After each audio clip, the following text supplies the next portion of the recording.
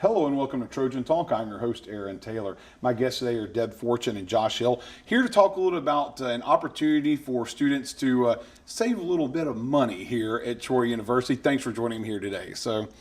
And we're talking about open educational resources. So Deb, tell us a little about what this is all about. Sure. Open Educational Resources is an initiative that we started about a year ago here at Troy, and we are expanding to actually reduce the cost of textbooks for the students, put money in their back pocket, so to speak. That's one of the things that we want to do. Of course, all of this is driven by quality, and we will not sacrifice anything for the quality of the product itself, but what we want to do is help reduce the burden of going to a higher education institution like Troy University to reduce the cost of that textbook either by a low cost or a no cost initiative. And I guess talk about how all this got initiated. What was the drive to kind of push this and get it in motion here?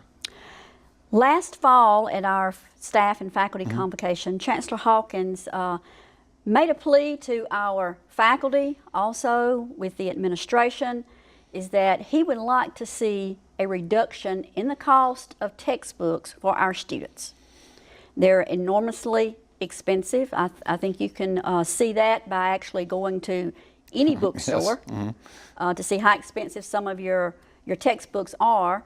And so in order to reduce the cost of an education, what we want to do is seek some type of initiative to make sure that those books, number one, are of high quality, and number two, that a student can afford to have that book on the first day of class. So many of our students don't even have their textbooks on the first day of class, whether they're an on-campus student or whether they're taking their class online. And it's so important that from the very beginning, a student has the material to work with so that they can begin to understand the material in the class. 9 weeks for an online course is very short, but even at 16 weeks, you need your textbook during that first week of class. Well, let's talk about the execution of this. How does a student take advantage of this? All right, what students can, every one of the courses are marked. We've got a 5-character designation for all the courses. Any course that has those 5 characters, the last character is an O. So if you see a course that says XTIAO, that O stands for Open Educational Resources. So students can look in the course schedule and they can see that, that course, and there should also be a message that says that this course offers a low cost, no cost textbook. So students should be able to see that as they're, as they're searching for courses for the upcoming term. So one might think that this might actually drive students to particular courses. If they have a choice, they might drop into one that has the OER available to it. And that's been our mission. What we've been trying to do is to get all of the courses for, say, if we're doing Music 1131's been one of the biggest ones, trying to get every single section, whether it's offered face-to-face or whether it's offered online, so that the students know that if they take a certain course or a certain group of courses, that they'll all contain open educational resources. And now, are these the textbooks, the resources are they online based? Are we talking digital books? Totally online. Yes. Yeah. So everything is digital. Like Dr. Fortune was saying, the students can access the textbook from the first day, and they can access it forever. Unlike a commercial textbook, they can print the textbook from anywhere. So if they want to read it offline, there's always a PDF version available.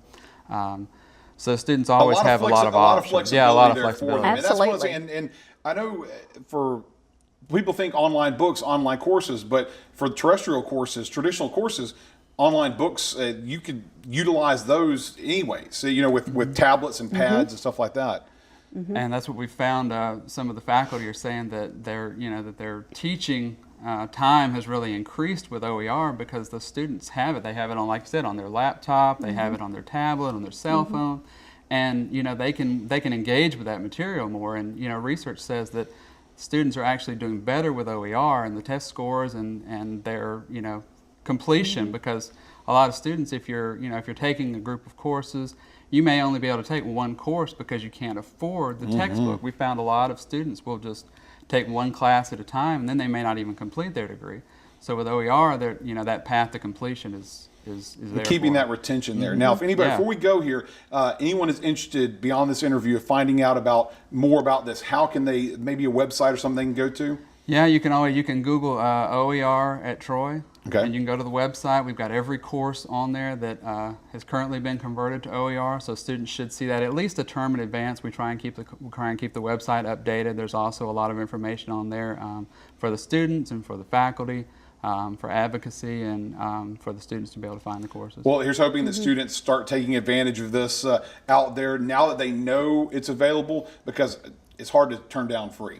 Absolutely. Most definitely. It sure is. Well, thank you both for joining me here today to tell me a little bit about, and our guests, about this free option for students out there to help things be a little bit more affordable. Thanks for joining me here Absolutely. today. Thank you, Aaron. And thank you for joining us on today's edition of Trojan Talk.